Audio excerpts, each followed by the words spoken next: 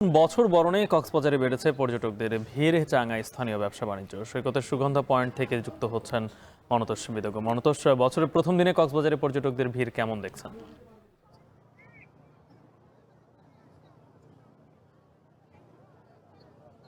গালিব, সৈকতের আকাশে এখন গোধূলির আলো এবং বেশ হিমশীতল একটা পরিবেশ এখানে রয়েছে, ঠান্ডা বাতাস রয়েছে।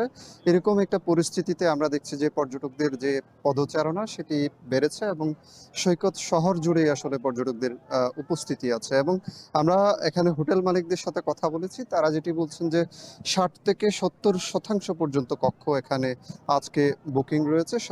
এর বেশি কক্ষ তারকা মানের হোটেলগুলোতে কিন্তু শতভাগ কক্ষ বুকিং রয়েছে এবং সব মিলে এখানে যে ব্যাপক পর্যটকের উপস্থিতি, এটির কারণে কক্সবাজারের যে স্থানীয় ব্যবসা বাণিজ্য সেটি কিন্তু বেশ চাঙা রয়েছে। পুরো শীত মৌসুম জুড়েই আসলে ব্যবসা বাণিজ্য এখানকার চাঙা রয়েছে এবং শীত মৌসুম শুরুর আগে হোটেল মালিকদের পক্ষ থেকে যে বিনিয়োগটি করা হয়েছে, কিংবা রেস্তোরাঁ মালিক এবং অন্যান্য যে ক্ষুদ্র প্রতিষ্ঠানগুলো রয়েছে, এখানে যে পর্যটন পণ্যের দোকানগুলো রয়েছে, তারা যে বিনিয়োগটি করেছিলেন সেই বিনিয়োগটি কিন্তু ব্যাপক পর্যটক সমাগমের মধ্য দিয়ে তারা তুলে নিতে পারছেন এবং সবখানেই আসলে পর্যটকদের বিচরণ বেড়েছে। এখানে কক্সবাজার সৈকত ছাড়াও অন্যান্য যে দর্শনীয় স্থানগুলো রয়েছে, এখানে মহেশখালীর আদিনাথ মন্দিরের কথা যদি বলি, সেন্ট মার্টিন দ্বীপের প্রতি একটা বাড়তি আকর্ষণ রয়েছে পর্যটকদের। সেখানেও প্রতিদিন পাঁচটি জাহাজে করে ২,০০০ মতো পর্যটক প্রতিদিন যাওয়ার সুযোগ পাচ্ছেন। এর বাইরে কক্সবাজার টেকনাফ মেরিন ড্রাইভ সড়কের যে পর্যটন স্পটগুলো রয়েছে, মূলত হিমছড়ি, ইনানি, দরিয়ানগর, এইসব পর্যটন স্পটগুলোতেও কিন্তু পর্যটকদের পদচারণা বেড়েছে এবং সব মিলে মূলত শীত মৌসুমটা মূলত পর্যটকদের পদচারণা প্রতি বছরই থাকে। মূলত মাঝখানে রাজনৈতিক অস্থিরতার কারণে অক্টোবরের আগে যে পরিস্থিতিটি ছিল, তখনকার সময়ে যে পর্যটকের একটি খরা কিন্তু কক্সবাজারে গিয়েছে।